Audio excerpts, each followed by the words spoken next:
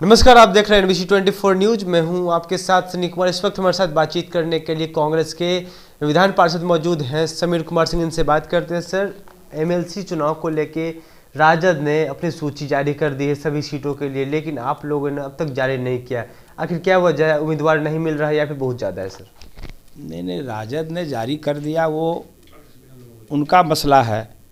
अभी तो बहुत सारे पार्टी हैं, नेशनल पार्टी हैं जिन्होंने अभी तक उम्मीदवारी नहीं दी है। तो हम लोग चूँकि समय इसलिए ले रहे थे कि हमारे प्रभारी जी मणिपुर चुनाव में व्यस्त हैं, वो आएंगे और लगभग प्रदेश नेतृत्व ने सभी सीटों के लिए विचार मंथन किया है और सर्वाधिक उपयुक्त प्रत्याशी जो हो सकता है उसके नाम पर हम लोग विचार कर रहे हैं।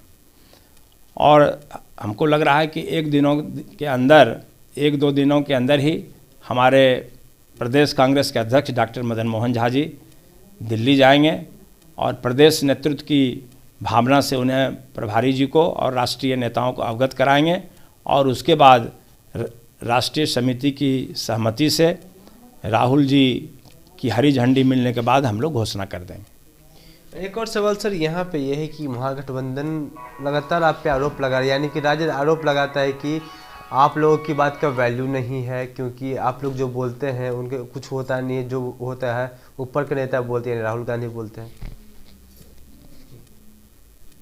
महागठबंधन में जो हमसे भी बड़े पार्टी के लोग हैं बिहार में, उनके तरफ से अनाप शनाप बोला जाता है। हम लोग तो मर्यादा की राजनीति करने वाले लोग हैं, अपनी संस्कृति के हिसाब से, अपने तरीके के हिसाब से ही कोई वक्तव्य देते हैं। हमारे वक्तव्य का महत्व राष्ट्रीय समिति जो हमारी है, हमारे जो नेता हैं राहुल गांधी जी, उनके पास है और हमारी भावनाओं के अनुरूप, प्रदेश नेतृत्व की भावनाओं के अनुरूप राहुल गांधी जी शीघ्र फैसला लेंगे और उनका फैसला बिहार नेतृत्व को स्वीकार्य होगा। सर, एक महत्वपूर्ण सवाल ये है कि सर भागलपुर बम ब्लास्ट हुआ है, प्रधानमंत्री ने दुख व्यक्त किया है, लेकिन बड़ा सवाल ये है कि वहाँ पे कई सालों से अवैध रूप से पटाखा बनाने का, बम बनाने का काम चल रहा था। ऐसे में स्थानीय थानेदार को पता था, हालांकि उसे सस्पेंड कर दिया गया, लेकिन इस तरह की तरीके की बड़ी घटनाएं घटी है। 2008 में भी ऐसी घटनाएं घटी थी। आखिर भागलपुर पुलिस कर क्या रही है? देखिए, इस तरह की घटनाएं हाल फिलहाल के दिनों में, कुछ महीनों में बढ़ी है और निश्चित रूप से पुलिस के नाकामयाबी का ये फल है। हर मोर्चे पर पुलिस विफल रही है और पुलिस का सिर्फ पूरे बिहार में खोंचा वाले से, ठेला वाले से, माफिया से पैसा वसूलना और जितना जल्द हो करोड़पति बन जाना, यही पुलिस अधिकारी का मेन ड्यूटी हो गया है। जनहित में पुलिस अधिकारी का कोई रोल ही नहीं रह गया है। अगर DGP साहब कोई आदेश करते हैं तो उसको कहाँ कोई थानेदार पालन करता है, कार्रवाई नहीं होती है।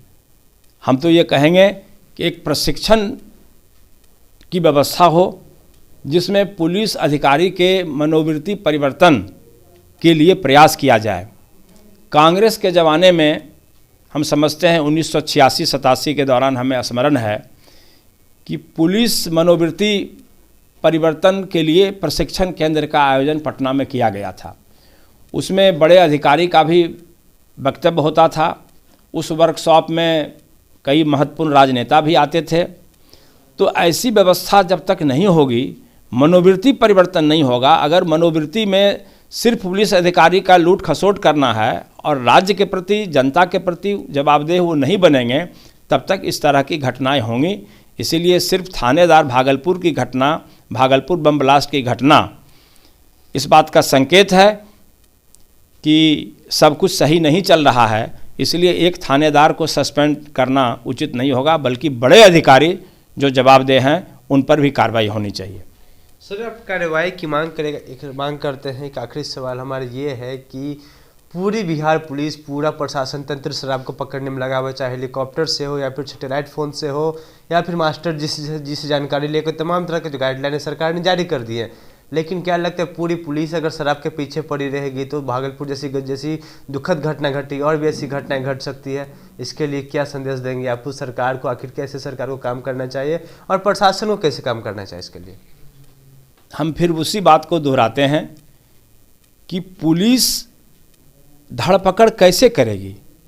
यहाँ तो सामने बात खुल करके आ रही है कि पुलिस के संरक्षण में शराब का धंधा खुलेआम चल रहा है, होम डिलीवरी हो रही है बिहार में। तो हेलीकॉप्टर से निगरानी करने पर हमको नहीं लगता है कि वही अधिकारी धरपकड़ करेगा जो संरक्षण दे रहा है, तो वो तो माफिया का बचाव करेगा ना। इसके लिए एक एक पुलिस अधिकारी का प्रशिक्षण होना चाहिए, उनके मनोवृत्ति परिवर्तन के लिए उपाय ढूंढे जाने चाहिए। अन्यथा सिर्फ इस तरह की घोषणा से ये पुलिस के पदाधिकारी मानने वाले नहीं हैं।